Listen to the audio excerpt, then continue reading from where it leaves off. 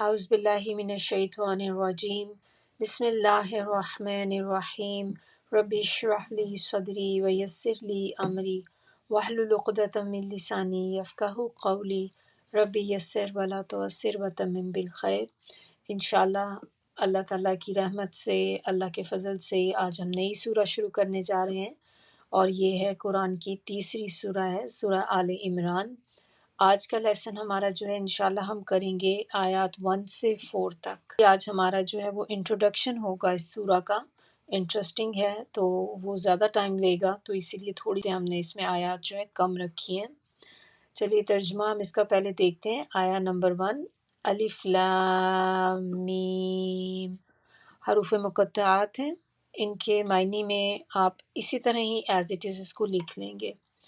آیا نمبر 2، اللہ، اللہ، لا نہیں، الہ کوئی معبود، الا مگر، ہوا وہ، الحی زندہ، القیوم ہمیشہ رہنے والا۔ آیا نمبر 3، نزلہ نازل کی اس نے، علیکا تم پر، الکتابہ کتاب، بالحق ساتھ حق کے، کیونکہ با ہے شروع میں تو اس کے معنی ساتھ کے آئیں گے۔ مصدقاً تصدیق کرنا، جو تصدیق کرتی ہے، لما لیے جو، بینا یدیہ بینا درمیان کو کہتے ہیں، یدیہ دونوں ہاتھوں کے، وانزل اور نازل کی، التورات تورات، والانجیل اور انجیل۔ آیا نمبر 4، من سے، قبل پہلے، ہدن ہدایت، للناسی لام ہے شروع میں تو لیے لوگوں کے، وانزل اور نازل کیا، الفرقان فرقان، ان بے شک، الذین وہ لوگ جو، کفرو انکار کرتے ہیں، بآیاتی با ہے شروع میں تو معنی ہوں گے ساتھ آیات کے، اللہ اللہ کی، لہم لام ہے شروع میں تو لیے ہم ان کے، عذاب عذاب، شدید سخت ہے، واللہ اور اللہ، عزیز زبردست، ذو انتقام انتقام لینے والا ہے۔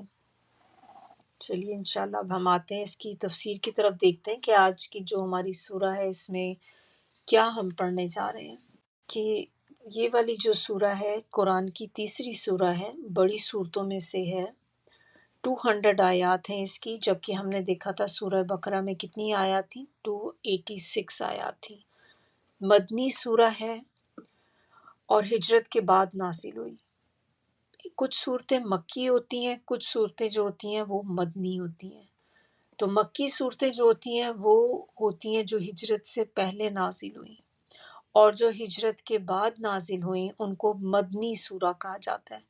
اب اس میں جو امپورٹنٹ چیز ہے وہ یہ ہے کہ جیسے ہجرت کے بعد، اب فرض کریں کہ نبی صلی اللہ علیہ وسلم اگر واپس مکہ آئے، کیونکہ فتح مکہ جب ہو گیا تھا، تو جو صورتیں وہاں پر نازل ہوئیں یا جو پورشن بھی وہاں پر نازل ہوا، تو اب اگرچہ وہ مکہ میں ہوا لیکن آپ پھر بھی اس کو مکی صورتیں نہیں کہیں گے، وہ مدنی ہی کہلائیں گی، کیونکہ کرائٹیریا جو ہے وہ یہ کہ جو ہجرت سے پہلے نازل ہوئیں ان کو مکی صورتیں کہتے ہیں، جو ہجرت کے بعد میں ہوئیں وہ مدنی صورتیں ہیں۔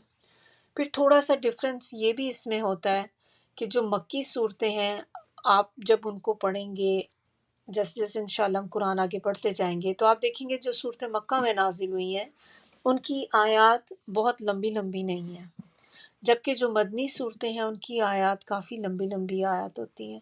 ہم نے جیسے جز 30 کیا تھا تو اس میں آپ نے دیکھا ہے چھوٹی چھوٹی صورتیں ہیں، آیات بھی کتنی چھوٹی ہیں، اور جو مکی صورتیں تھیں ان کا ٹاپک جو ہوتا تھا وہ مینلی یوم آخرت پر ہوتا تھا، کیونکہ جو مشرکین مکہ تھے ان کو سب سے بڑا مسئلہ کیا تھا؟ قیامت کا، قیامت پہ یقین نہیں رکھتے تھے، مرنے کے بعد دوبارہ اٹھنے پہ یقین نہیں تھا ان کا، یہ بات ان کو ایکسیپٹیبل نہیں تھی کہ ہم مرنے کے بعد دوبارہ کیسے اٹھ جائیں گے. تو اسی لیے جو صورتیں اس ٹائم پیریڈ میں آئیں ان کا مین جو ٹاپک تھا وہ ڈے آف ججمنٹ تھا. جبکہ مدنی صورتوں کا اگر ہم اب سورہ بقرہ میں ہم نے دیکھا، سورہ آل عمران میں بھی دیکھیں گے، تو یہ ٹاپک جو ہیں یہ پھر اس سے ہٹ کر ہیں. اس کا زیادہ تر انسان کی جو لائف ہے اس کے اوپر ریوالو کرتی ہیں. احکامات ہیں اس میں کہ اللہ تعالیٰ نے وے آف لائف بتایا ہے کہ کس طرح سے آپ نے اپنی زندگی کو گزارنا ہے، کس طرح سے کر کے آپ ایک اچھے اپنے آپ کو سوسائٹی میں ایک اچھے انسان بن سکتے ہیں، اچھے مسلمان بن سکتے ہیں. تو اس طرح کی آپ کہہ لیں کہ ایک طرح سے اب ان کی جو ایک گروپ تو بن گیا مسلمانوں کا، ایک جماعت بن گئی، لیکن اب اس جماعت کی آگے جو ٹریننگ کرنی ہے وہ پھر مدنی صورتوں سے ہمیں پتہ چلتی ہے. یہ والی سورہ جو سورہ آل عمران ہے اس کی ایک خصوصیت ہے کہ میں نے آپ کو بتایا کہ مدنی صورتیں جو ہوتی ہیں ان میں احکامات ہوتے ہیں. تو یہ سورہ ہے تو مدنی، لیکن یہ ایکسیپشن ہے یہ سورہ کہ اس میں مدنی ہونے کے باوجود بھی اس میں کوئی احکامات نہیں ہیں، شریعت کے کوئی احکامات اس میں نہیں. جیسے ہم نے سورہ بقرہ میں تو بہت سارے احکامات دیکھے تھے، تو اس میں آپ کو کوئی حکم نہیں ملے گا ادر دین دس کہ صرف آپ کو ایک چیز کا بس پتہ چلتا ہے، اور وہ بھی سود کے بارے میں تھوڑا سا آتا ہے کہ سود کو کھانا چھوڑ دو، بس یہ ایک ذکر اس میں آتا ہے، لیکن اس کے علاوہ شریعت کا اور کوئی حکم نہیں ہے اس میں. لیکن اس سورہ کے اندر دعائیں بہت زیادہ ہیں، بہت ہی خوبصورت دعائیں جو اس سورہ سے ہمیں پتہ چلتی ہیں، اللہ تعالیٰ نے ہمیں بتائیں، وہ ہم دیکھیں گے انشاءاللہ. اس میں اس سورت کو ہم 2 حصوں میں ڈیوائیڈ کر سکتے ہیں ایزیلی. پہلا حصہ جو اس سورہ کا ہے اس میں بات ہو رہی ہے نصارہ کے بارے میں، یعنی کہ کرسچنز کے بارے میں، اور جو اس ایریے کا اس ٹائم پیریڈ کی جو یہ بات ہے، تو یہ ایک طرح سے نجران کے بارے میں بات ہو رہی تھی کہ کرسچنز کا ایریا ہے، نجران کا جو ایریا تھا، تو وہاں سے نصارہ کا ایک گروپ آیا آپ صلی اللہ علیہ وسلم کے پاس.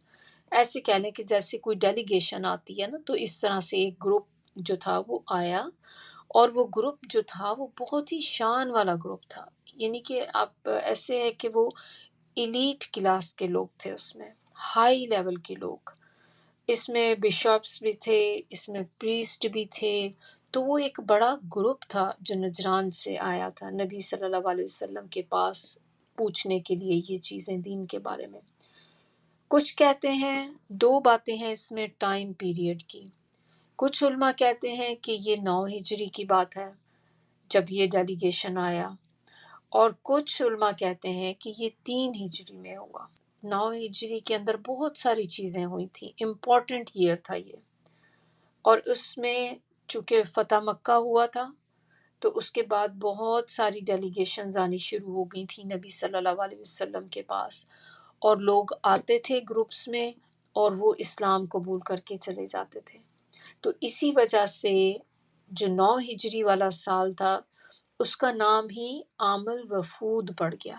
عام کہتے ہیں عربی میں سال کو، اور وفود یعنی کہ وفود وفد کی جمع ہے، کہ یعنی کہ جب بہت سارے وفد جو تھے وہ آئے تو اس وجہ سے اس کا نام ہی یہی پڑ گیا کہ بہت لوگوں نے اسلام قبول کیا تب.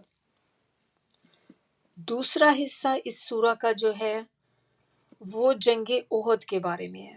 تو آپ ایسے کہہ لیں اس میں کہ وہ جنگ احد کے بارے میں تبصرہ ہے، جیسے آفٹر ایفیکٹ ہوتے ہیں کسی بھی چیز کے، کہ جنگ تو ہو گئی لیکن اب اس کے بعد میں جو اس کے اوپر ڈسکشن ہوتی ہے جس سے آپ کچھ سیکھتے ہیں اپنے لیے، کچھ اپنی ٹریننگ کے لیے، کچھ اپنی ویکنسز آپ دیکھتے ہیں، کچھ اپنی مسٹیکس آپ دیکھتے ہیں، تو پھر آپ اس پہ ڈسکس کرتے ہیں کہ کیا چیزیں تھیں جو ہم سے غلط ہوئی ہیں، اسٹریٹجیز آپ چینج کرتے ہیں، نیکسٹ ٹائم اگر ہوا تو ہم کیا کریں گے.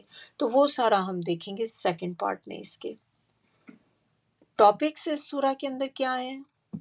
ایک تو اس میں توحید کی بات ہے، اللہ کو ایک جاننے کی کہ اللہ ایک ہے، اور یہی سارے پیغمبر جو تھے وہ بھی یہی بات کرتے تھے۔ تو سب سے پہلا ٹاپک اس میں اللہ کی وحدانیت، توحید کے اوپر ہے۔ دوسرا، اس کے اندر اسلام کی ایکسکلوزیوٹی بتائی گئی کہ اسلام یعنی کہ ریلیجن یا دین اگر کوئی ہے تو وہ صرف اور صرف اسلام ہے، اور یہی وہ دین ہے جو اللہ کے ہاں قبول کیا جائے گا۔ اسلام کے علاوہ کوئی بھی بندہ اگر کسی اور دین کو لے کر آئے گا تو وہ اللہ کے ہاں ایکسیپٹ نہیں کیا جائے گا۔ تھرڈ، اس میں جو ٹاپک ہے وہ امر بالمعروف و نہی عن المنکر ہے۔ امر بالمعروف کیا ہوتا ہے؟ نیکی کا حکم دینا، اور نہی عن المنکر یعنی کہ برائیوں کا انکار کرنا، برائیوں سے روکنا۔ فور، اس کے اندر جو ٹاپک ہے وہ ہے منافقت کا، نفاق کا مرض جو ہوتا ہے لوگوں کو، اندر سے کچھ ہیں باہر سے کچھ ہیں، تو اس کی یہاں پر نشاندہی کی جا رہی ہے۔ ففتھ ٹاپک اس کا جو ہے وہ اہل کتاب کو تبلیغ کا طریقہ بتایا جا رہا ہے کہ کس طرح سے تبلیغ کرنی چاہیے، اور اس کے لیے جیسے 4 سٹیپس بتائے گئے کہ آپ پہلے مکالمہ کریں گے۔ مکالمہ کیا ہوتا ہے کہ ڈائلاگز ہوتے ہیں، آپس میں بس ایک لائٹ سی ڈسکشن ہو رہی ہوتی ہے، پھر وہ بات جو ہوتی ہے آگے بڑھ جاتی ہے، آرگیومنٹ میں تبدیل ہو جاتی ہے، جس کو مباحثہ کہتے ہیں۔ تو پہلے آپ نے مکالمہ کیا، پھر اس کے بعد مباحثہ، پھر اس کے بعد مجادلہ۔ مجادلہ جو ہوتا ہے کہ پھر اب آپ اپنے ایویڈنس کے ساتھ بات کریں گے، اب اپنے اسلامک، اپنے ریلیجس ایویڈنس جو ہوتے ہیں ان کے بیسس کے اوپر بات کریں گے، تو آرگیومنٹ ذرا انٹینس ہو جاتی ہے یہاں پہ۔ اب نا مجادلہ جو ہے تو جھگڑے سے بھی آتا ہے، تو اب ظاہر ہے اس میں جھگڑا تو نہیں ہوگا لیکن ایسے ہی ہے جیسے ایک ہیٹڈ ڈبیٹ آپ کہہ لیں، جیسے ایک ہو جاتی ہے۔ اور لاسٹ اس کے اندر چیز کیا ہوتی ہے؟ مباہلہ۔ یہ ورڈ آپ لوگوں کے لیے نیو ہوگا۔ مباہلہ جو ہوتا ہے یہ لاسٹ ریزورٹ ہوتی ہے کسی بھی چیز کا۔ جب آپ کانورسیشن ہو رہی ہے تو آپ لاسٹ ریزورٹ میں اس طرح سے کہہ رہی ہوں کہ اس کے بعد پھر ہر چیز ختم ہو جاتی ہے۔ اور یہ ہم جب انشاءاللہ آگے پڑھیں گے نا تو پھر ہم ڈیٹیل میں اس کو دیکھیں گے۔ بس ابھی آپ صرف تھوڑا سا یہ جانیں اس کے بارے میں کہ اس میں ہوتا کیا ہے، کہ اس میں 2 گروپس ہوتے ہیں، اور وہ 2 گروپس جو ہوتے ہیں ایک دوسرے کو مان نہیں رہے ہوتے آپس میں۔ تو پھر اس کے بعد کیا ہوتا ہے کہ وہ پھر اس طرح سے اللہ تعالیٰ سے کہتے ہیں کہ اللہ تعالیٰ ہم میں سے جو بھی کوئی غلط ہے، غلط بیانی کر رہا ہے، تو پھر اس پر اللہ کی لعنت ہو، اللہ کا عذاب ہو اس پر۔ تو اس طرح سے دونوں گروپس جو ہیں وہ پھر اپنے اپنے اوپر اس طرح سے بات کرتے ہیں، اور اس کے بعد پھر ہر چیز جو ہوتی ہے وہ ڈن ہو جاتی، ختم ہو جاتی ہے۔ اس سورہ کی فضیلت ہم لوگ دیکھ لیتے ہیں۔ آپ صلی اللہ علیہ وآلہ وسلم نے سورہ البقرہ اور آل عمران کو زہراوین کہا ہے۔ زہراوین کا مطلب ہوتا ہے 2 چمکنے والی، جگمگانے والی صورتیں، اور فرمایا اپنی امت کو انہوں نے اس کی ترغیب دی کہ آپ ان صورتوں کو پڑھتے رہیں، ان کو پڑھا کرو، قیامت کے دن وہ اس حال میں آئیں گی جیسے 2 بادل یا 2 سائبان یا پرندوں کے 2 جھنڈ، اور وہ اپنے پڑھنے والوں کی طرف سے اللہ تعالیٰ سے اس کی مغفرت کے لیے جھگڑا کریں گی۔ اب اس کا بیک گراؤنڈ ہم لوگ دیکھ لیتے ہیں تھوڑا سا۔ سٹارٹ میں ہم نے دیکھا تھا قرآن کے شروع میں سب سے پہلی سورہ جو تھی سورہ فاتحہ تھی۔ سورہ فاتحہ ہم نے کہا تھا کہ یہ ایک دعا ہے، اور اس کے اندر ایک بہت امپورٹنٹ چیز تھی جو ہم اللہ سے مانگتے ہیں۔ ہم اس میں کہتے ہیں اہدنا الصراط المستقیم، اللہ تعالیٰ ہمیں سیدھے راستے پر چلا دے۔ تو سورہ فاتحہ پورے قرآن کا خلاصہ ہے، اور جو ہم صراط مستقیم پر چلنے کی بات کرتے ہیں، اللہ تعالیٰ سے ہم ہدایت طلب کر رہے ہیں، اس کے بعد اللہ تعالیٰ نے سورۃ البقرہ جو تھی یہ نازل کی، اور یہ بیسیکلی اس کا جواب ہے، اس دعا کا آنسر ہے، جو دعا ہم نے سیدھے راستے کی مانگی تو اس کے جواب میں اللہ تعالیٰ نے سورہ بقرہ نازل کی کہ آپ سیدھے راستے پر چلنا چاہتے ہیں نا، تو یہ ہے سیدھا راستہ۔ تو اب سورہ بقرہ کے اوپر تبھی ہم نے دیکھیں کہ کتنے سارے احکامات، کتنی چیزیں ہم اس میں پڑھ چکے، تو یہ ہے جو آپ کو صراط مستقیم کی طرف لے کر جائے گا اور اس کی طرف آپ کو گائیڈ بھی کرتا ہی ہے۔ پھر سورہ بقرہ میں ہم نے دیکھا تھا کہ احکامات تھے اور بار بار اس میں کفار کی مخالفت بھی کی گئی، اور سورہ بقرہ کو ختم کیا گیا فَانصُرْنَا عَلَى الْقَوْمِ الْكَافِرِينَ کہ اللہ تعالیٰ ہماری مدد فرما، ہمیں غلبہ عطا کر کافر قوم کے اوپر۔ اب سورہ آل عمران جب اللہ تعالیٰ نے نازل کی تو اس میں اگر آپ وہی پوائنٹ ذہن میں رکھیں کہ ہم نے سورہ بقرہ کا اینڈ کیا تھا، ہم نے اللہ سے مدد مانگی تھی کہ اللہ تعالیٰ ہمیں کافروں پر مدد عطا کر، تو سورہ آل عمران میں کفار کے ساتھ معاملات اور ہاتھ اور زبان سے ان کا مقابلہ کرنا، اس کے بارے میں اللہ تعالیٰ نے اب بتایا، کیونکہ ہم نے تو کہا تھا نا کہ ہمیں ان پہ غلبہ عطا کر، تو پھر اللہ تعالیٰ نے اس سورہ کے اندر ہمیں چیزیں آگے بتائیں گے کہ آپ کس طرح سے اپنے معاملات کفار کے ساتھ کریں گے، آپ اپنے ہاتھ اور زبان اور کس طرح سے جہاد کریں گے آپ۔ اس سورہ کو ہم کمپیئر کریں گے سائیڈ بائی سائیڈ سورۃ البقرہ، سورۃ آل عمران، ان دونوں کو۔ انٹرسٹنگ پوائنٹس ہیں کچھ جو میں نے اس میں اکٹھے کیے، اور انشاءاللہ وہ ہم دیکھتے ہیں۔ اس سے آپ کو ایک تھوڑا سا ایک کلیئر پکچر آپ کی بن جائے گی کہ سورہ بقرہ میں اور اس میں کیا ہے۔ ویسے تو چونکہ نبی صلی اللہ علیہ وسلم کی حدیث کے مطابق یہ 2 صورتوں کا انہوں نے ذکر کیا، تو آپ ایسے ہی کہہ لیں کہ جیسے ایک ٹوین سسٹرز ہوتی ہیں یہ۔ تو اب ہم دیکھتے ہیں کچھ ڈفرینسز ہیں ان کے اندر۔ سورہ البقرہ جو ہے اس میں بھی، اور اگر آپ دیکھیں آل عمران میں، دونوں ہی صورتیں جو ہیں الف لام میم سے شروع ہوتی ہیں، حروف مقطعات سے شروع ہوتی ہیں، اور دونوں جو ہیں ان کے شروع میں قرآن مجید کے صفات بیان کی گئی ہیں، دونوں میں اہل کتاب کے ساتھ مباصرہ ہے۔ سورہ بقرہ دوسری سورہ ہے، سورہ آل عمران تھرڈ سورہ ہے۔ سورہ بقرہ کے اندر 286 آیات ہیں، جبکہ آل عمران کے اندر 200 آیات ہیں۔ سورۃ البقرہ کا نام اس کے ایک واقعے سے ہے جس میں گائے کا ذکر ہے۔ بقرہ عربی میں گائے کو کہتے ہیں، جبکہ سورۃ آل عمران جو ہے یہ عمران کی فیملی، آل عمران یعنی کہ عمران کی فیملی۔ تو عمران جو تھے وہ کون تھے؟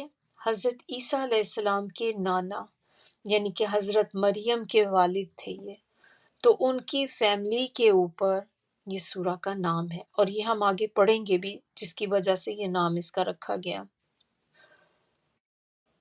سورۃ البقرہ کے اندر ایمان کا ذکر ہے، جبکہ سورہ آل عمران کے اندر اسلام کا ذکر ہے۔ پھر سورہ بقرہ کے اندر بنی اسرائیل کا ذکر ہے، یعنی کہ یہود کی بات ہو رہی ہے، اور جبکہ سورہ آل عمران مینلی نصارہ کے بارے میں ہے۔ اور یہود کے بارے میں آپ کو یاد ہوگا کہ سورۃ فاتحہ میں ہم نے دیکھا تھا کہ ان کو کیا کہا گیا تھا، ہم نے اینڈ پہ بالکل کہا تھا نا، غیر المغضوب، مغضوب وہ یہود تھے، اور ہم جو کہتے ہیں ولضالین، تو جو ضالین تھے وہ نصارہ تھے۔ دونوں صورتوں کے آخر میں دعا ہے۔ سورہ بقرہ کا بھی اینڈ ہم نے دیکھا تھا، بہت ہی خوبصورت دعا کے ساتھ ہوا تھا، آیا 286 جو تھی، اور اسی طرح سورہ آل عمران جو ہے وہ ایک کمبینیشن ہے دعاؤں کا، اس میں ایک دعا نہیں ہے، اس کے آخر میں بہت ساری دعائیں ہیں، وہ ہم دیکھیں گے، اور وہ امپورٹنٹ ہیں سب کی سب۔ سورۃ البقرہ میں تخلیق آدم کا بیان ہے، جبکہ سورۃ آل عمران میں تخلیق عیسیٰ کا بیان ہے، عیسیٰ علیہ السلام۔ آدم علیہ السلام جو تھے وہ بغیر ماں باپ کے پیدا ہوئے، جبکہ عیسیٰ علیہ السلام جو تھے وہ بغیر باپ کے پیدا ہوئے۔ دونوں ٹوین صورتیں ہیں، زہراوین کہا جاتا ہے ان کو۔ سورۃ البقرہ کے اندر امت مسلمہ کی تشکیل کی بات ہے، جبکہ سورۃ آل عمران میں امت مسلمہ کو جم جانے کی تاکید ہے۔ پھر اس کے اندر دو واقعات کا ذکر ہے جو ہم نے آلریڈی دیکھ چکے، ایک وفد نجران کا اور دوسرا احد کے واقعات ہیں۔ یہ ہمیں سورہ آل عمران میں ملتے ہیں۔ تو ہم دیکھتے ہیں سب سے پہلے کہ اس سورہ کے اندر دو طرح کے گروہوں کی طرف جو ہے خطاب ہے، یا دو طرح کے گروہ جو ہیں ان سے بات کی جا رہی ہے۔ پہلا گروپ جو ہے وہ تو اسی طرح تبلیغ ان کو کی گئی جس طرح سے سلسلہ سورہ بقرہ میں شروع کیا گیا تھا۔ اور یہ پہلا گروپ جو تھا یہ کون سا تھا؟ اس کے اندر آ جاتے ہیں یہود اور نصارہ، دونوں آ جاتے ہیں، اور ان کو تبلیغ کا بتایا گیا، ان کی جو اخلاقی برائیاں تھیں، خرابیاں تھیں، ان کو تنبیہ کی گئی، اور ان کی گمراہیاں جو تھیں ان کو پوائنٹ آؤٹ کیا گیا، اور ان کو بتایا گیا کہ یہ رسول اور یہ قرآن اسی دین کی طرف تمہیں بلاتے ہیں جس کی دعوت شروع سے تمام پیغمبر دیتے آئے، اور جو فطرت اللہ کے مطابق ایک ہی دین حق ہے۔ تو اس سیدھے راستے سے ہٹ کر جو بھی راہ تم نے اختیار کی ہے وہ ان کتابوں سے بھی صحیح نہیں ہے جن کتابوں پر تم یقین رکھتے ہو۔ اپنی اپنی کتابوں پہ آپ مانتے ہیں کہ ہماری یہ کتاب ہے، ہم تو بس اپنی کتاب کو مانیں گے، تو اللہ تعالیٰ کہہ رہے ہیں کہ جس روش پہ تم چل نکلے ہو یہ تو تمہاری اپنی کتابوں میں بھی اس کا ذکر نہیں ہے، تو لہٰذا اس سچائی کو، اس بات کو قبول کرو کہ جس کے سچ ہونے کو تم خود بھی انکار نہیں کر سکتے، کیونکہ ان کی تو بکس میں ہر چیز کلیئرلی لکھی ہوئی تھی۔ دوسرا گروپ اس میں جو ہے وہ بہترین امت ہونے کی حیثیت سے اب حق کا علمبردار ہے۔ وہ کون ہے؟ امت مسلمہ، جن کو سٹارٹ ان کو کیا گیا تھا سورہ بقرہ میں، گروپ بننا شروع ہوا تھا، تو یہاں پر اب آگے ان کی ٹریننگ کی بات ہو رہی ہے۔ تو ان کو اللہ تعالیٰ نے اب یہ جو آنر تھی بنی اسرائیل سے لے کر اللہ تعالیٰ نے امت مسلمہ کو دے دی، اور ان کو اب ذمہ دار بنا دیا اس کا کہ دنیا کی اصلاح انہوں نے کرنی ہے، اور پھر اسی سلسلے میں مزید ہدایات ان کو اب دی گئیں۔ تو جو سلسلہ سورہ بقرہ میں شروع ہوا تھا ان کو پچھلی امتوں کے بتائے گئے چیزیں کہ انہوں نے یہ غلطیاں کی تھیں، انہوں نے یہ کام کیے جس کی وجہ سے وہ زوال کا شکار ہوئے، یا جس وجہ سے اللہ تعالیٰ نے ان سے یہ عہدہ جو تھا واپس لے لیا، تو آپ ان کے نقش قدم پر چلنے سے بچیں، ان کو فالو مت کریں، کہ اگر آپ کریں گے تو پھر یہ آپ سے بھی لے کر کسی اور کو دے دیا جائے گا۔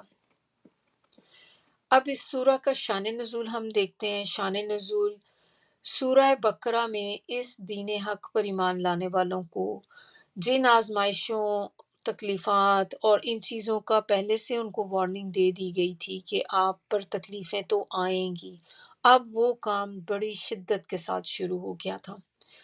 جنگ بدر میں اگرچہ اہل ایمان کو فتح حاصل ہوئی، پہلی جنگ تھی جو مسلمانوں نے کی تھی، اور اس میں وہ فتح ان کو اللہ تعالیٰ نے نصیب کی تھی، لیکن یہ جنگ بھی اسی طرح ہی تھی کہ جیسے آپ نے بھیڑوں کے چھتے میں آپ اگر پتھر مار دیں تو کیا ہوتا ہے کہ وہ ساری آپ پہ آ کے اٹیک کر دیتی ہیں، تو یہ ایک طرح سے اسی طرح ہی تھا کہ جب آپ نے یہ جنگ جیتی تو اس طرح سے لوگ جو تھے وہ دشمن بن گئے۔ انہوں نے جنگ کی تھی، اس نے لوگوں کو سرپرائز کر دیا، جو ارد گرد کے لوگ تھے، قبیلوں کے لوگ تھے، دوسرے جتنے بھی لوگ تھے، مشرکین مکہ بھی، کیونکہ وہ لوگ تو سب یہی سوچتے تھے کہ یہ مسلمان تو ابھی کچھ بھی نہیں کر سکتے، بزدل ہیں، کمزور ہیں، چھوٹی سی ایک جماعت ہے، تو وہ سوچ بھی نہیں کبھی سکتے تھے کہ یہ ان کے ہاتھوں شکست کھائیں گے۔ تو جب یہ کام ہو گیا، جنگ انہوں نے جیت لی، تو اس کے بعد اب وہ لوگ اور ان کے دشمن بن گئے، اور اب ان کو بدلہ لینے کی پڑی ہوئی تھی، کیونکہ ظاہر ہے ان کے بڑے ایلیٹ کلاس جو ان کی تھی، جو بڑے سردار تھے ان کے 70 کے قریب لوگ ان کے مارے گئے تھے، تو جو سارے اتنے بڑے بڑے لوگ اندر مارے گئے تو وہ تو غم و غصے میں تھے، اور وہ تو ان کو چین نہیں آ رہا تھا کہ کس طرح ہم دوبارہ بدلہ لیں اپنی اس چیز کا۔ تو ایک طرح سے اب یہ مسلمان جو تھے اب ان پر ایک خوف بھی اور بے اطمینانی کی حالت جو تھی طاری ہو گئی، اور ایسا محسوس ہوتا تھا کہ یہ جو چھوٹی سی بستی مدینہ میں تھی کہ اس نے اپنے ارد گرد جو ہے ساری دنیا سے ہی ایک لڑائی مول لے لی ہے۔ اور قریب ہی تھا کہ انہیں لگتا تھا کہ شاید یہ ہمیں صفحہ ہستی سے ہی مٹا ڈالا جائے، کیونکہ اس طرح سے سب لوگ ان کے اگینسٹ ہو گئے تھے اب۔ اور اوپر سے کیا ہوا کہ جو مدینہ میں لوگ تھے وہ بہت زیادہ تو نہیں تھے، جیسے تقریباً آپ کہہ لیں کچھ 100 گھروں کی ہوں گے برابر جو انصار تھے وہاں کے۔ تو پھر اس کے بعد جب لوگ ہجرت کر کے آئے مکہ سے، تو وہ بھی ایک دم سے اتنی بڑی ایک جماعت مہاجرین کی جو وہاں پر آ گئی، تو اس کے آنے سے بھی جو ایک فائنینشیل کرائسس جو تھا وہ وہاں پر آ گیا۔ تو اس اوپر سے یہ ہوا کہ اوپر سے جنگ کا موقع ہو گیا، جنگ بھی لگ گئی ساتھ ہی۔ تو یہ ایک جیسے ہوا کہ ایک آلریڈی کرائسس تھا، اوپر سے جنگ کے بعد آپ کو پتہ ہے کہ حالات کتنے خراب ہو جاتے ہیں۔ اب ہجرت کے بعد نبی صلی اللہ علیہ وسلم نے مدینہ کے اطراف جو یہودی قبائل تھے ان کے ساتھ معاہدے کیے ہوئے تھے، پھر ان لوگوں نے اپنے معاہدے توڑ دیے، کیونکہ یہودیوں کی یہ خاصیت تھی کہ وہ اپنی بات پہ قائم نہیں رہتے تھے، کہتے کچھ تھے کرتے کچھ تھے۔ تو انہوں نے جو معاہدے نبی صلی اللہ علیہ وسلم کے ساتھ کیے تھے ان کا کوئی بھی پاس نہیں رکھا، ایک طرح سے ان کو توڑ دیا اپنے معاہدوں کو۔ تو جنگ بدر کے موقع پر ان اہل کتاب کی ہمدردیاں مسلمانوں کے ساتھ ہونے کی بجائے ان کی ہمدردیاں مشرکین مکہ کے ساتھ تھیں، اور وہ اندر سے ڈبل ڈبل کھیل رہے تھے، لیکن دل سے وہ مشرکین مکہ کے ساتھ تھے، مسلمانوں کے ساتھ نہیں تھی۔ باہر سے شو کرتے تھے ہم آپ کے ساتھ ہیں۔ اور بدر کے بعد تو یہ لوگ کھلم کھلا قریش اور دوسرے قبائل عرب کو مسلمانوں کے خلاف جوش دلا دلا کر بدلہ لینے پہ اکسانے لگ گئے، کیونکہ یہ چاہتے تھے کہ یہ جماعت ختم ہو جائے۔ تو انہوں نے اپنی طرف سے لگائی بجائی کا کام جو تھا نا وہ شروع کر دیا، ان کو جا کر اکسانا شروع کر دیا کہ دیکھو انہوں نے تمہارے اتنے لوگ مار دیے، تو تمہیں بھی آگے سے بدلہ لینا چاہیے۔ اس طرح کر کر کے ان لوگوں کو تیار کرنا شروع کر دیا۔ خاص طور پہ ان کے اندر جو بنو نذیر تھے، یہ ایک گروپ تھا یہودیوں کا، اس کا جو سردار تھا کعب بن اشرف، اس نے تو اس میں حد ہی کر دی اس معاملے میں، کہ اس نے بہت ہی زیادہ کوششیں جو تھیں اپنی بڑھا دیں اس چیز میں۔ تو اہل مدینہ کے ساتھ ان یہودیوں کے جو دوستی اور تعلقات تھے صدیوں سے جو چلے آ رہے تھے، اس نے ان کا بھی پاس ہٹا دیا، اس کی بھی پرواہ نہ کی۔ پھر آخرکار جب اس کی شرارتیں یہ ساری جو اس نے تکلیفیں دینی شروع کی ہوئی تھیں، اور اس طرح مناپلی ایک شروع کی ہوئی تھی اپنی، جب یہ حد سے زیادہ ہو گئی تو پھر نبی صلی اللہ علیہ وسلم نے بدر کے چند مہینے کے بعد جو غزوہ بدر ہوا تھا، بنو قینقاع ایک اور ان کا قبیلہ یہود کا، اور یہ ان یہودی قبیلوں میں سے سب سے زیادہ آپ کہہ لیں کہ برے تھے، جو مسلمانوں کو بہت زیادہ تنگ کرتے تھے۔ تو پھر نبی صلی اللہ علیہ وسلم نے جب ان کے بہت ہی حالات خراب ہو گئے، اتنا زیادہ تنگ کرنا شروع کر دیا، تو نبی صلی اللہ علیہ وسلم نے اپنی جماعت کے ساتھ ان پر حملہ کر دیا اور انہیں اطراف مدینہ سے نکال باہر کیا۔ اس سے کیا ہوا کہ وہ باقی جو یہودی قبائل تھے ان میں اور زیادہ آگ لگ گئی ان کو، اور انہوں نے پھر جو منافق تھے مسلمانوں میں ان کے ساتھ مل کر، اور حجاز کے جو مشرک قبیلے تھے ان کے ساتھ ساز باز کر کے مسلمانوں کے لیے اور اسلام کے لیے ہر طرف خطرات ہی خطرات پیدا کر دیے، حتیٰ کہ نبی صلی اللہ علیہ وسلم کی اپنی جان کے متعلق بھی ہر وقت یہ اندیشہ ہی رہنے لگا کہ نامعلوم کب آپ صلی اللہ علیہ وسلم پہ کوئی قاتلانہ حملہ ہو جائے۔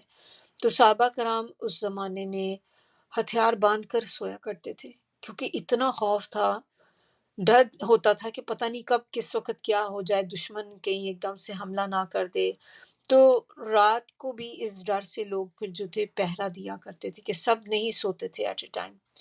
نبی صلی اللہ علیہ وسلم اگر تھوڑی دیر کے لیے بھی کہیں نگاہوں سے اوجھل ہو جاتی تو صحابہ کرام گھبرا کر آپ صلی اللہ علیہ وسلم کو ڈھونڈنے کے لیے نکل کھڑے ہوتے تھے۔ بدر کی شکست کے بعد قریش کے دلوں میں انتقام کی آگ بھڑک رہی تھی کہ اس پہ مزید تیل جو تھا وہ یہودیوں نے چھڑکا۔ پھر نتیجہ کیا ہوا اس چیز کا سارا، کہ ایک ہی سال کے بعد مکے سے 3000 کا لشکر نکلا مدینے کے اوپر حملہ کرنے کے لیے، اور احد کے دامن میں وہ لڑائی پیش آئی، یہ جو جنگ احد کے نام سے مشہور ہے۔ اس جنگ کے لیے نبی صلی اللہ علیہ وسلم کے ساتھ 1000 آدمی تھے جو مدینہ سے نکلے، اور راستے میں کیا ہوا ہے کہ 300 منافق جو تھے اس کے اندر وہ الگ ہو کر واپس چلے گئے مدینہ۔ اب آپ دیکھیں کہ وہ 3000 کا لشکر، اور نبی صلی اللہ علیہ وسلم کے پاس بہت کم لوگ تھے، 1000 تھے، اس میں سے بھی 300 لوگ جو تھے انہوں نے اینڈ ٹائم پر ایک طرح سے دھوکہ دے دیا کہ اس وقت جب ان کو ضرورت تھی، نبی صلی اللہ علیہ وسلم کو سب کی ایک ایک بندے کی ضرورت تھی، تو اپنے 300 لوگ لے کر علیحدہ ہو گئے۔ اور پھر اس کے بعد آپ کے پاس کتنے رہ گئے؟ 700 لوگ تھے نبی صلی اللہ علیہ وسلم کے پاس رہ گئے۔ اب اس کے اندر بھی کچھ منافق تھے، سارے منافق نہیں چلے گئے تھے، کچھ منافق تھے جو سٹل ان کے اس 700 کے اندر تھے، اور یہ کیا کرتے رہے کہ یہ بھی جنگ کے دوران مسلمانوں کے درمیان میں فتنہ ایک طرح سے کریٹ کرتے رہے کہ کسی طرح اندر ہی اندر ان کو غلط مشورے دیں، ان کو الٹی، جیسے ہوتا ہے نا الٹی متیں دیں آپ ان کو، تاکہ وہ بیچارے ہار جائیں کسی طرح، اور تاکہ دوسرا جو گروہ ہے وہ جیت جائے۔ تو وہ اپنا یہ لگائی بجائی کا کام اندر کر رہے تھے، اور ان کو غلط غلط مشورے اس طرح کر رہے تھے تاکہ یہ لوگ جنگ ہار جائیں۔ یہ پہلا موقع تھا کہ جب مسلمانوں کو پتہ چلا ہے کہ فرسٹ ٹائم انہیں پتہ چلا کہ ان کے اپنے ہی گھروں کے اندر اتنے لوگ ہیں جو آستین کا سانپ ہے، کہ آپ کو پتہ ہی نہیں تھا کہ یہ اندر سے منافق ہیں۔ تو اس جنگ کے ذریعے بہت سے لوگوں کا بھی پھر پتہ چلا۔ جنگ احد میں مسلمانوں کو جو شکست ہوئی اس میں اگرچہ منافقین کی تدبیروں کا ایک بہت بڑا حصہ تھا، کیونکہ وہ اب تیاری کے ساتھ آئے تھے۔ جنگ بدر کے بعد، جنگ بدر میں ان کو جو شکست ہوئی تھی وہ ان سے ایکسیپٹ نہیں ہو رہی تھی، تو انہوں نے خوب تیاری کی اور پلاننگ کے ساتھ وہ آئے تھے سارے۔ اب ظاہر سی بات ہے جب وہ ایک پوری پلاننگ کے ساتھ آئے، اور مسلمانوں کو تو اس جنگ کا پتہ ہی نہیں تھا کہ یہ بھی جنگ ہوئے گی ابھی، کیونکہ انہوں نے اچانک حملہ کر دیا تھا۔ اور دوسری چیز اس میں کیا تھی کہ ابھی چونکہ مسلمانوں کی جماعت جو تھی وہ بھی ایک تازہ تازہ ہی جماعت بنی تھی، اور جیسے ہی پھر ہجرت کر کے یہاں پر آ گئے، ابھی اس کی بہت ساری ٹریننگ باقی تھی، بہت سے کام انہوں نے ابھی سیکھنے تھے۔ تو جب ابھی آپ کی اتنی ٹریننگ بھی نہیں ہوئی اور تازہ تازہ بھی جماعت بنی ہے، تو آپ کو بہت سی چیزیں پتہ نہیں ہوتی، اخلاقی تربیت بھی ابھی کمپلیٹ نہیں تھی ان کی، تو جس کی وجہ سے اس میں ان کو شکست ہوئی مسلمانوں کو۔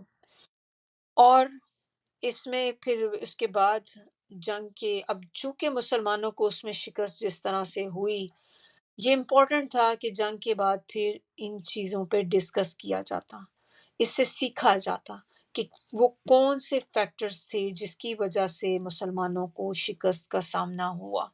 تو ساری اسٹریٹجیز جو تھیں ان کے اوپر بات کی گئی، اور اس کے اوپر ایک مفصل تبصرہ کیا گیا اس پہ، اور جو کمزوریاں مسلمانوں کے اندر پائی گئیں اس دوران ان پر ڈسکشن کی گئی، ایک ایک کی نشاندہی کر کر پھر اس کی اصلاح کی گئی، اور اس کی اصلاح کے متعلق ہدایات بھی دی گئیں۔ تو یہ تھا تھوڑا سا اس کا بیک گراؤنڈ، شان نزول۔ اب آپ جب ہم پڑھیں گے ان آیات کو، آپ کے ذہن میں آپ کو پتہ ہوگا کہ یہ کس ٹائم پیریڈ کی بات ہو رہی ہے اور کیا چیزیں ہیں جو ہم اس میں ڈسکس کرنے جا رہے ہیں۔ آیا نمبر 1، الف لام میم، حروف مقطعات ہیں، ان کو آپ نے علیحدہ علیحدہ پڑھنا ہوتا ہے۔ مقطعات کا مطلب کیا ہوتا ہے؟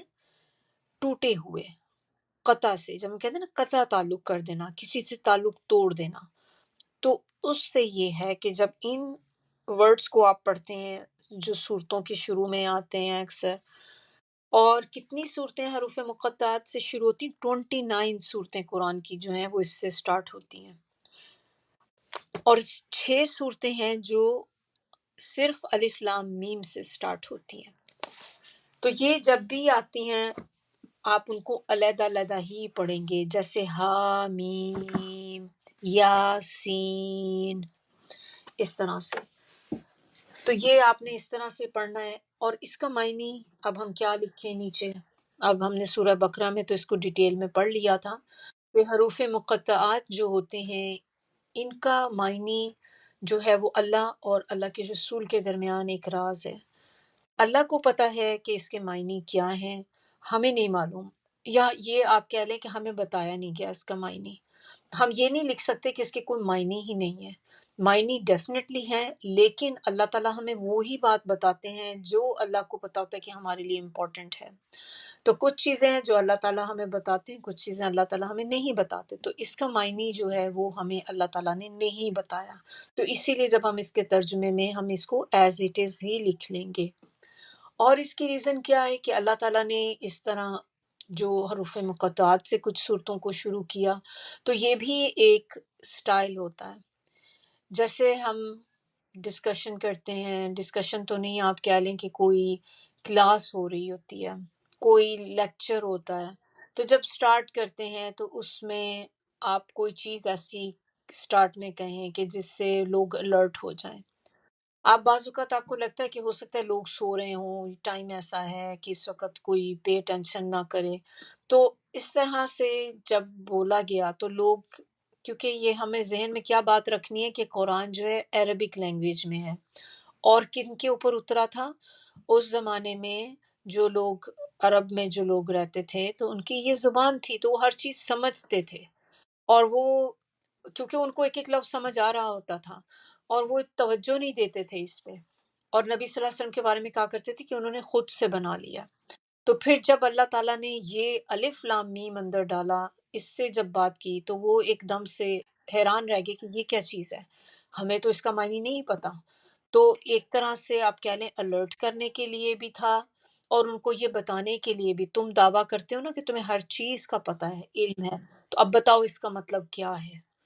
اور اس طرح سے، اور باقی پھر اس کا جو مطلب اللہ تعالیٰ نے ہمیں نہیں بتایا تو پھر ہم بھی اس کی ڈیٹیل میں زیادہ نہیں جائیں گے. آیا نمبر 2، اللہ لا الہ الا ہو الحی القیوم. بالکل ویسا ہی جیسا کہ ہم نے آیت الکرسی میں دیکھا تھا کہ اللہ تعالیٰ وہ حی ہے اور قیوم ہے، اور یہ وہ ہے جو پوری کائنات کے نظام کو سنبھالے ہوئے. تو حقیقت میں اس کے سوا کوئی خدا نہیں. اللہ تعالیٰ ہی ہے جو حی ہے، اللہ تعالیٰ ہی ہے جو قیوم ہے. الہ کا دیکھ لیتے ہیں ہم پہلے سب سے، کہ اسی آیت میں اللہ لا الہ، کہ الہ کیا ہوتا ہے. الہ جو ہے یہ وہ ہے جو قابل ہو عبادت کے، جس کی عبادت کی جائے، اور یہ اللہ کے سوا کوئی ہے ہی نہیں، کوئی ہو ہی نہیں سکتا. حاجت کشا، پریشانی میں جس کی طرف رجوع کیا جائے، ہر پریشانی ہر تکلیف میں جس کی طرف رجوع کیا جائے. نمبر 2 اس کے اندر آتا ہے کہ جس سے والہانہ محبت کی جائے، بہت زیادہ شدید محبت جس سے کی جائے. تھرڈ چیز اس میں آ جاتی ہے کہ جس سے عقل دنگ رہ جائے. تو یہ 3 چیزیں الہ کے اندر آتی ہیں. جس سے عقل دنگ رہ جائے، یعنی کہ انسان سوچ بھی نہ سکے کہ وہ چیز آپ نے کبھی نہ دیکھی ہو نہ سوچی ہو. اب اللہ کے بارے میں اگر ہم دیکھیں تو کیا جب ہم کائنات پر غور و فکر کرتے ہیں تو ہماری عقل دنگ نہیں رہ جاتی؟ ہم جب دیکھتے ہیں کہ کس طرح سے اللہ تعالیٰ نے آسمان بنایا، زمین کو بنایا. آسمان کا آپ کو دیکھیں کوئی سرا نظر نہیں آتا، کہیں پہ آپ کو اینڈ ہوتا ہوا نظر نہیں آتا کہ یہ اس کی باؤنڈری ہے، یہاں پر ختم ہو رہا ہے آسمان. آسمان میں آپ کو کہیں کوئی ہول نظر نہیں آ رہے، جبکہ آسمان کے اوپر اور آسمان بھی ہیں. کہیں سے آپ کو ہوتا ہے کہ تھننگ ہو گئی ہے، تھوڑی سی اوپر کا آپ کو منظر نظر آ رہا ہے، یا کوئی سوراخ ہو گئے ہیں کہ سوراخ کے اندر سے اب اوپر سے چیزیں گر گر کے نیچے آ رہی ہیں. نہیں. اور سب سے بڑی بات آپ دیکھیں کہ جب ہم دنیا میں کوئی بھی چیز بناتے ہیں، چھت بناتے ہیں، یہ آسمان بھی چھت کی طرح ہے نا. اللہ تعالیٰ نے قرآن میں تو ہمیں بتا دیا ہے کہ اللہ تعالیٰ نے اس کو ہمارے لیے چھت بنایا. ہم بھی چھتیں بناتے ہیں، تو کیا کوئی چھت ایسی ہم بنا سکتے ہیں کہ جس کے اوپر سپورٹ نہ ہو؟ جس کے ساتھ کوئی بھی چھت آپ ایسی نہیں بنا سکتے کہ جس کے ساتھ سپورٹ نہ ہو. کھڑی کیسے ہوگی؟ کھڑی ہی نہیں ہو سکتی وہ اوپر. ہوا میں کس طرح اڑے گی؟ ظاہر ہے نہیں رہ سکتی نا. اسی طرح بریجز بناتے ہیں ہم، تو برج آپ بنا سکتے ہیں ایک کونے سے دوسرے کونے کی طرف آپ بنائیں؟ کس طرح بنائیں گے آپ؟ بغیر کسی سپورٹ کے برج نہیں بن سکتا، رہے گا ہی نہیں. اس کے لیے آپ کو سپورٹ چاہیے. اسی طرح چھت کے لیے سپورٹ چاہیے. تو آسمان جس کو اللہ نے اتنی بڑی چھت ہمارے بنایا ہے ہمارے لیے، آپ کو کہیں پہ پلر نظر آتے ہیں؟ کہیں پہ کوئی سپورٹ نظر آتی ہے؟ تو کس طرح کھڑا ہے یہ گر نہیں جاتا؟ گر بھی سکتا ہے نا، آسمان ٹکڑے ٹکڑے ہو کر گر جائے نیچے سب کے اوپر، لیکن نہیں گرتا۔ تو یہ کتنی بڑی نشانی ہے اللہ تعالیٰ کی۔ سورج نشانی دیکھیں اللہ کی، دن رات اللہ کی کتنی بڑی نشانی ہے، کیسے آتے ہیں جاتے ہیں، کون کر سکتا ہے؟ سوچنے بیٹھے ہیں تو انسان اپنے جسم پہ غور و فکر کرنے لگ جائے تو عقل دنگ نہیں رہ جاتی؟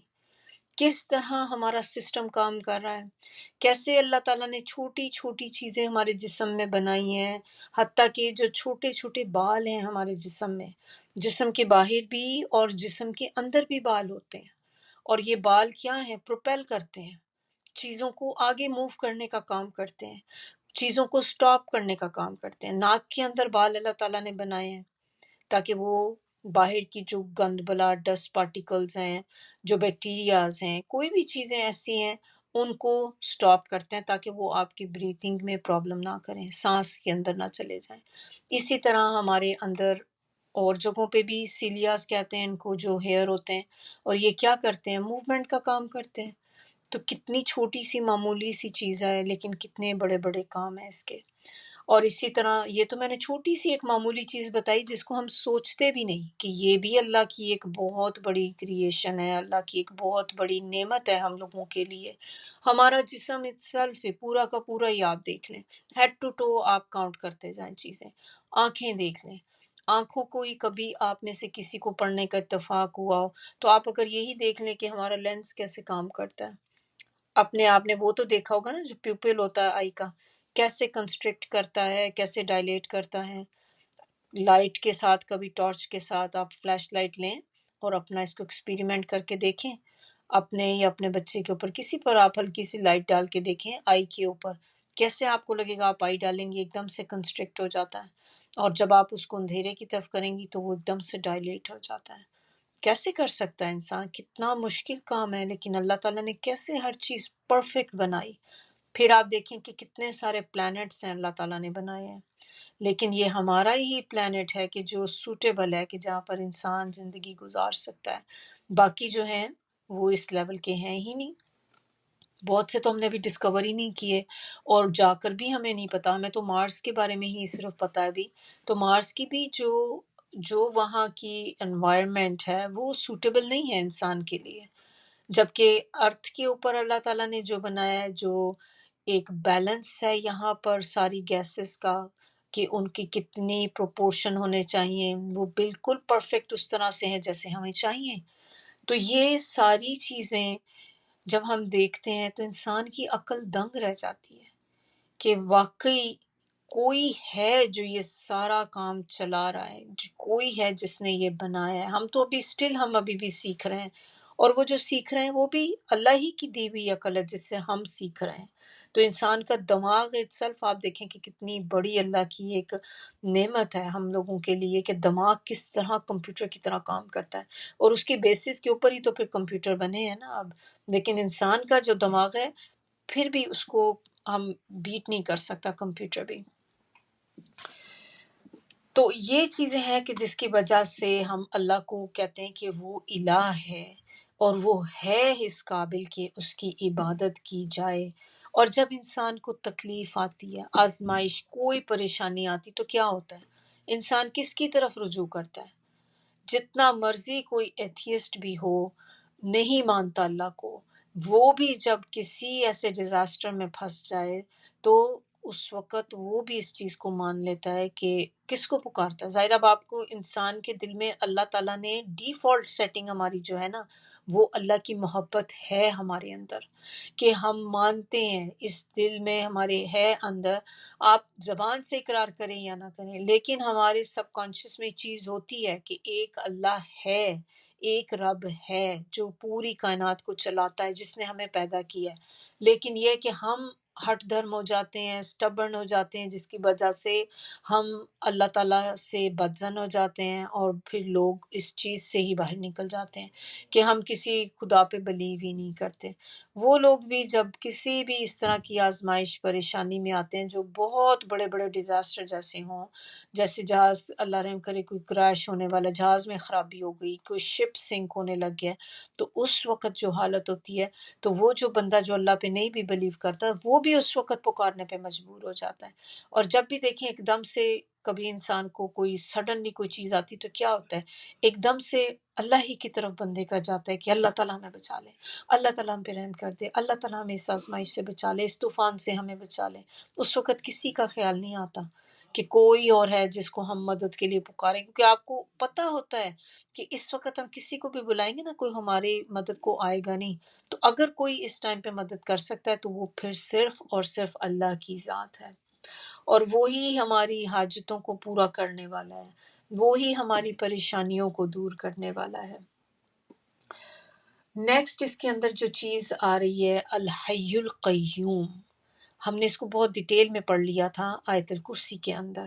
یہاں پر ہم صرف ابھی اس کی وہی چیزیں دیکھتے ہیں دوبارہ سے کہ یہ اس کے اندر کہتے ہیں کہ اس میں اعظم ہے، دو اللہ تعالیٰ کے یہ نام ہیں ساتھ ساتھ جب آتے ہیں، یہ بہت امپورٹنٹ ہے، اور اس میں اعظم ہے یہ، اور یہ نبی صلی اللہ علیہ وسلم نے کہا اس کے بارے میں کہ یہ 3 صورتوں میں ہے، ایک سورت بقرہ میں، ایک سورہ آل عمران میں جو ہم ابھی دیکھ رہے ہیں، اور ایک ہم نے جو ابھی تک نہیں دیکھا سورہ طٰہٰ کے اندر، انشاءاللہ وہ بھی ہم پڑھیں گے۔ تو ان 3 صورتوں کے اندر نبی صلی اللہ علیہ وسلم نے کہا تھا اس میں اعظم ہے۔ تو پھر جب علماء نے اس کے بارے میں ریسرچ کی تو انہیں پتہ چلا کہ یہ نام جو ہے یہ تینوں میں کامن ہے، تینوں صورتوں کے اندر یہ نام آیا ہے، تو پھر ہو سکتا ہے یہی چیز ہے جو اس میں اعظم ہے۔ اس کے ساتھ بھی جو دعا مانگی جاتی ہے دعا قبول ہوتی ہے۔ حی جو ہوتا ہے کیا ہوتا ہے؟ حی زندگی سے ہے، وہ جو زندہ ذات ہے، اس پر کوئی موت نہیں، وہ ہمیشہ سے زندہ تھا اور رہے گا، اور یہ صرف اور صرف اللہ کی صفت ہے۔ اللہ کے علاوہ کوئی بھی ایسا نہیں ہے جو امورٹل ہو، جو ہمیشہ رہنے والا ہو، صرف ایک اللہ کی ذات ہے، باقی ہر چیز فنا ہو جائے گی۔ پھر قیوم، القیوم قائم سے ہے، نماز میں ہم جیسے نماز کو قائم کرتے ہیں، نماز میں کھڑے ہوتے ہیں، تو کھڑے ہونے سے ہی اب دیکھیں کہ اللہ تعالی قائم ہے، خود بھی قائم ہے اور پھر دوسروں کو بھی قائم رکھتا ہے۔ تھرڈ آیا، اس میں اب بات ہو رہی ہے کہ اس نے تم پر یہ کتاب نازل کی جو حق لے کر آئی ہے، اور ان کتابوں کی تصدیق کر رہی ہے جو پہلے سے آئی ہوئی تھی۔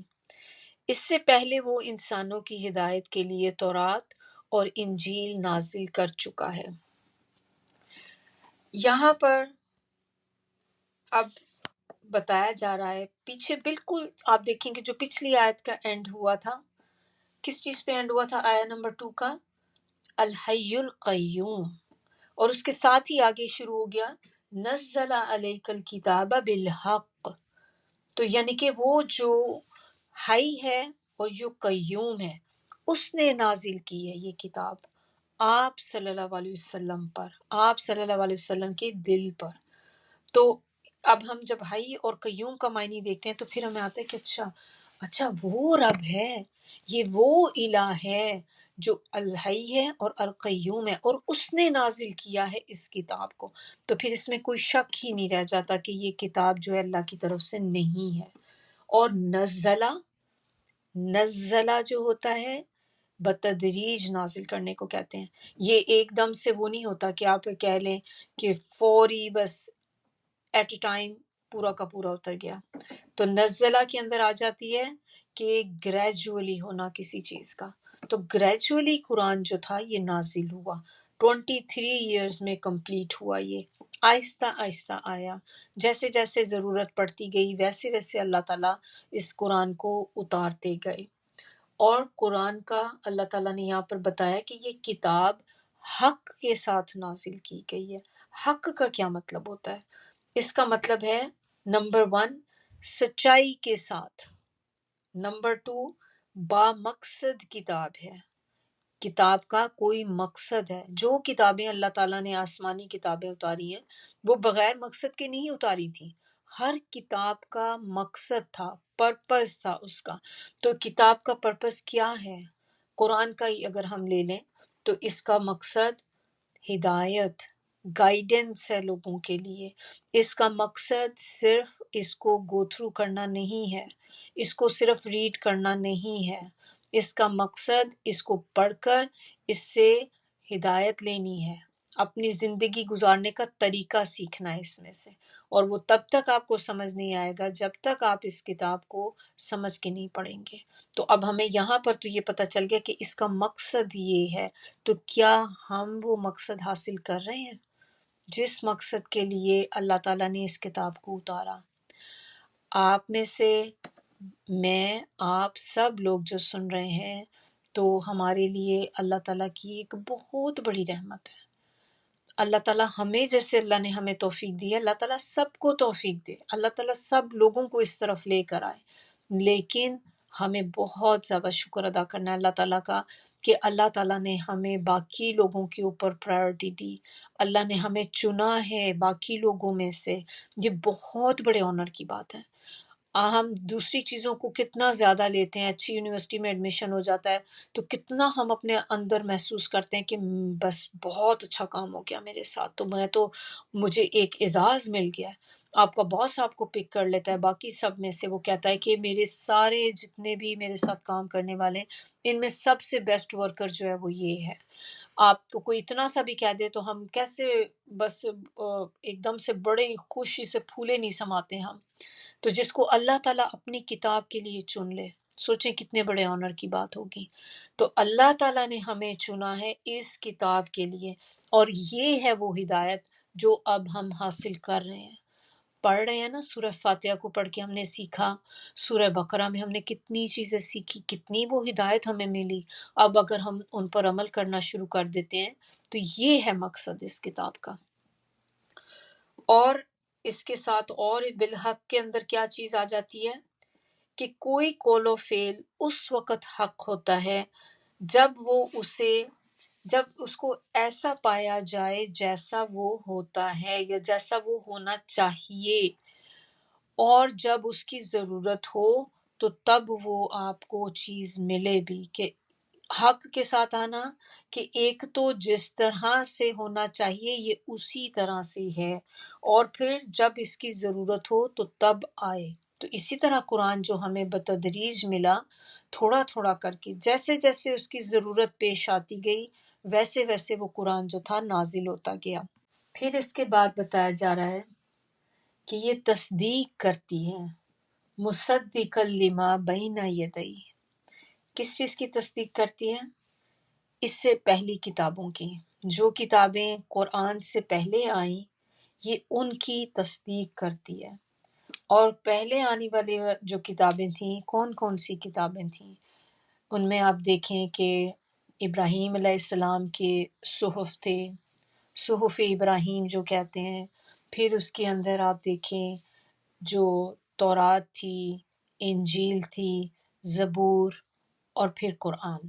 تو یہ قرآن پچھلی ساری کتابوں کی تصدیق کرتا ہے کہ کتنی چیزیں ان میں سے اب ہمیں یہ بھی پتہ چلتا ہے اس کتاب کے آنے کے بعد۔ آپ اس طرح سے سوچ لیں تھوڑی دیر کے لیے کہ جیسے ہم لوگوں کے بھی لائف میں بکس ہوتی ہیں، بہت سے لوگوں کو بکس پڑھنے کا شوق ہوتا ہے، تو بکس کی ایک ایڈیشن آتا ہے، ٹیکسٹ بک جیسے آپ کہہ لیں۔ پھر اس کے بعد کیا ہوتا ہے کہ کچھ سالوں کے بعد ایک نیو ایڈیشن آ جاتا ہے، کتاب وہی ہوتی ہے لیکن اب وہ اس کا ایک نیو ایڈیشن آ گیا۔ اب کیوں ضرورت پیش آتی نیو ایڈیشن کرنے کی؟ کیونکہ وہ جو پہلی بک ہوتی ہے وہ اس ٹائم کے حساب سے پرنٹ ہوئی ہوئی تھی، نیا ایڈیشن آتا ہے تو اس میں کچھ نہ کچھ ڈفرینٹ آپ کو ملتا ہے، ایسا نہیں ہوتا کہ وہ وہی بک تھی بالکل وہی بک دوبارہ آ گئی، تو پھر نیو ایڈیشن کیا ہوا، پھر ضرورت ہی کیا تھی نیو ایڈیشن بنانے کی۔ پھر اسی طرح جو ایڈیشن ہوتے چلے جاتے ہیں تو اس میں ہر ایک میں آپ دیکھیں تو کچھ نہ کچھ ایسی چیز ہوتی ہے جو اپ ڈیٹ کی جاتی ہے، کچھ چیزیں اس میں سے ڈیلیٹ کر دی جاتی ہیں کہ یہ اب اس کی ضرورت نہیں ہے، بہت سی نئی چیزیں اندر آ جاتی ہیں۔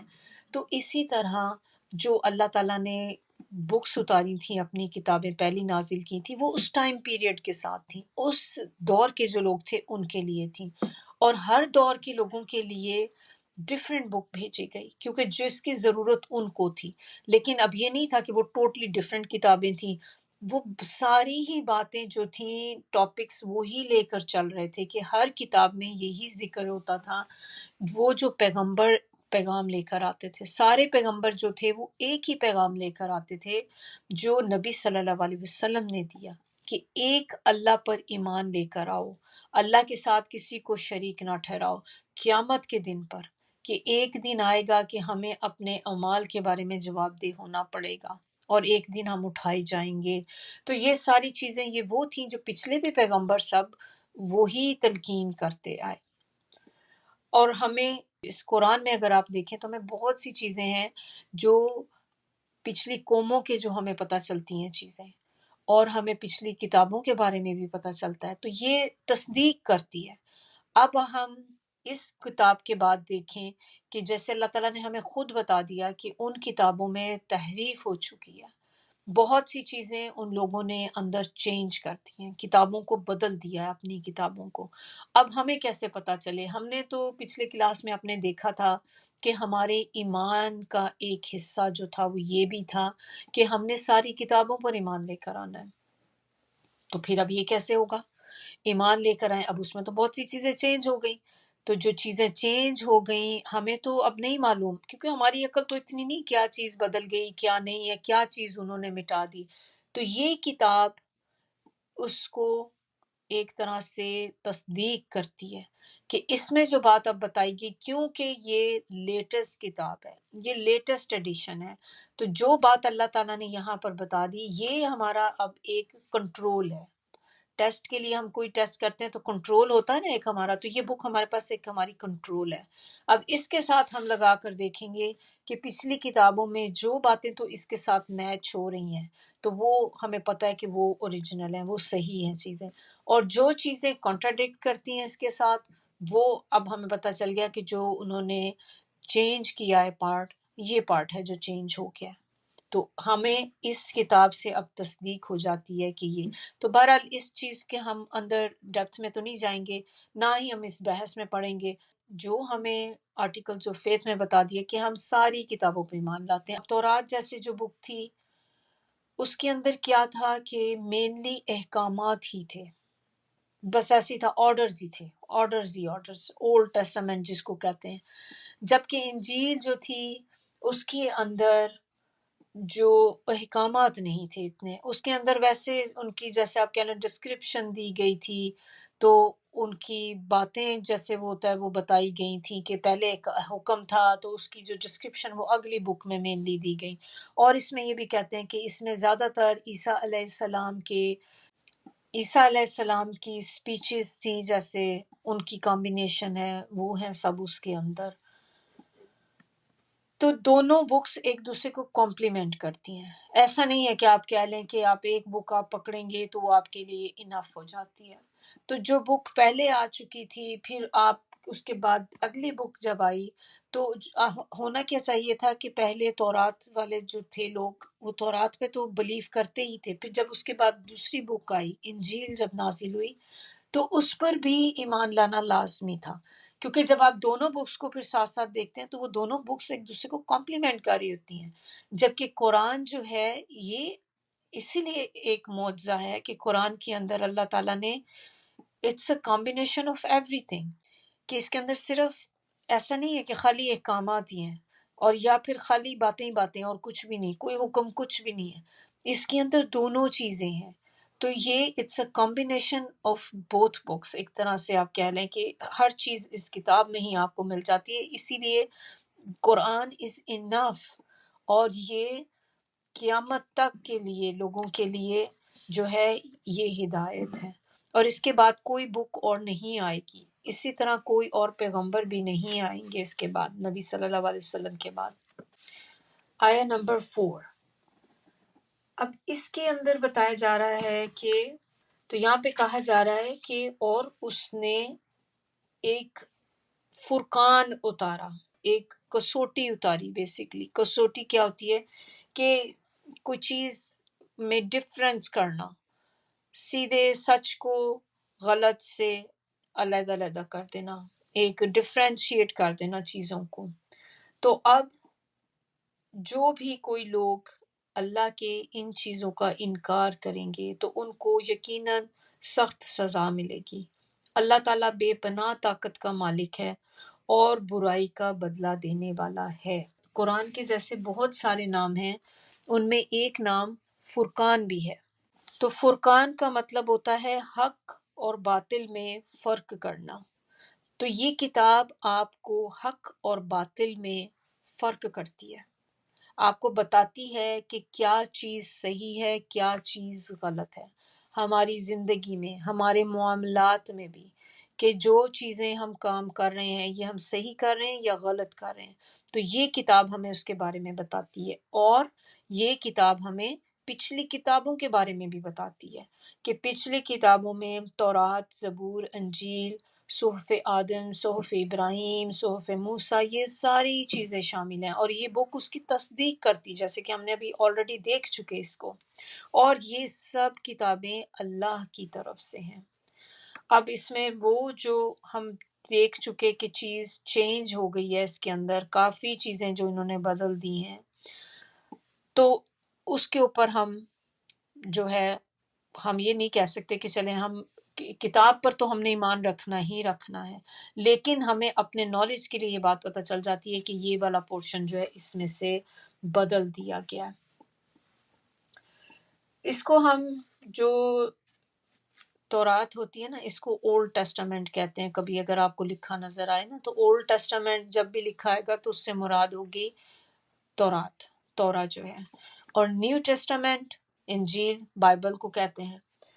اور اس کے علاوہ جو انجیل ہے، اس کے اندر عیسیٰ علیہ السلام کے ان کے خطابات جو ہیں، خطبے جو وہ دیتے تھے وہ ہیں، اور یہ بھی وہ تھے جو وہ اللہ کی طرف سے دیا کرتے تھے، اللہ کی طرف سے، کیونکہ کوئی بھی پیغمبر جو ہے وہ اپنی طرف سے کچھ بھی نہیں بات کر سکتے، تو ان کو اللہ تعالیٰ کی طرف سے جو وحی نازل ہوتی تھی، جو ان کو پتہ چلتا تھا، تو وہ باتیں ہیں جو اس کے اندر لکھی گئی ہیں ساری۔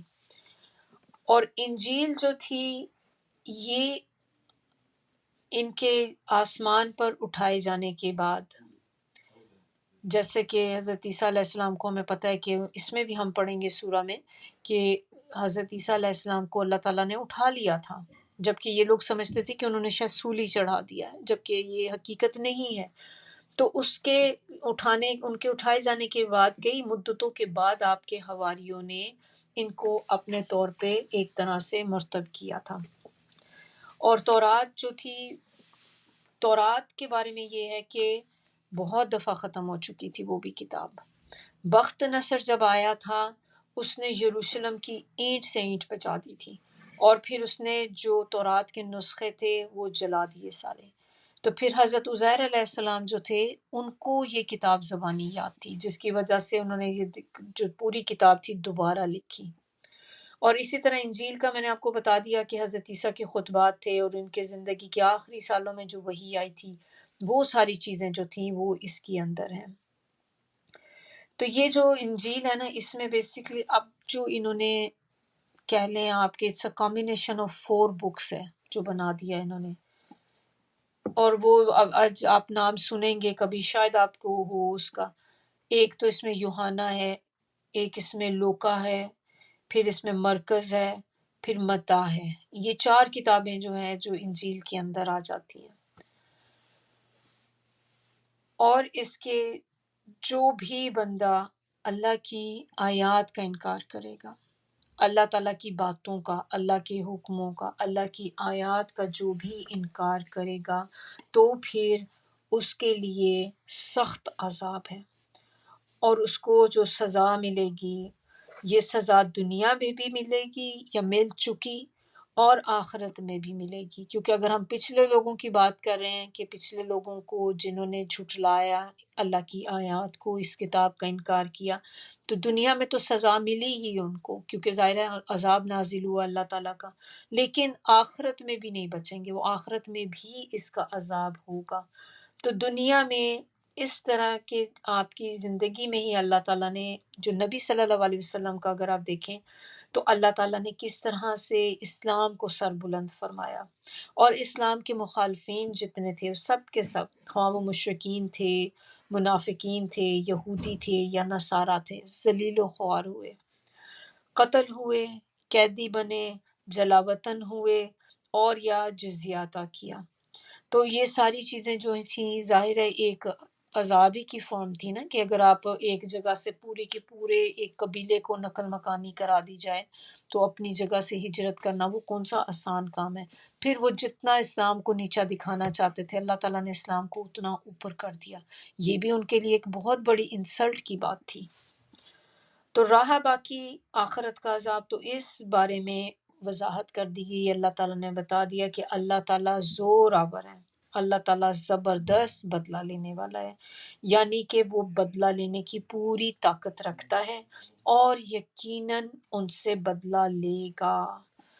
اور اللہ تعالیٰ ہم سب کو محفوظ رکھے اللہ کے عذابوں سے، اللہ تعالیٰ ہم سب کو کبھی بھی نہ ایسا ہو کہ ہم بھی اللہ کی آیات کا انکار کرنے والے بن جائیں۔ اللہم اجرنا من النار، اللہم اجرنا من النار، اللہم اجرنا من النار۔ نبی صلی اللہ علیہ وسلم جب بھی ایسے آیات پر آیا کرتے تھے جس میں اللہ تعالیٰ کے عذابوں کا ذکر ہوتا تھا تو 3 دفعہ پناہ مانگا کرتے تھے، اور اسی طرح جہاں پر اللہ تعالیٰ کی جنت کی خوشخبری آتی تھی تو وہ اس وقت جنت کے لیے دعا کیا کرتے تھے 3 دفعہ۔ تو انشاءاللہ ہم نے بھی اسی طرح ہی کرنا ہے، کیونکہ ہم نے نبی صلی اللہ علیہ وسلم ہمارے رول ماڈل ہیں، ہم نے ان کو فالو کرنا ہے۔ تو جب بھی کبھی اب آپ آیات دیکھیں جو تھوڑی ایسے ڈراوے والی آیات ہوتی ہیں جس میں عذابوں کا ذکر ہوتا ہے، جہنم کا ذکر ہوتا ہے، تو ہم نے بھی اسی طرح ہی کرنا ہے۔ سبحانک اللہم و بحمدک نشہد ان لا الہ الا انت نستغفرک و نتوب الیک۔ سبحان ربک رب العزت عما یصفون وسلام علی المرسلین والحمد للہ رب العالمین۔ ربنا تقبل منا انک انت السمیع العلیم وتب علینا انک انت التواب الرحیم۔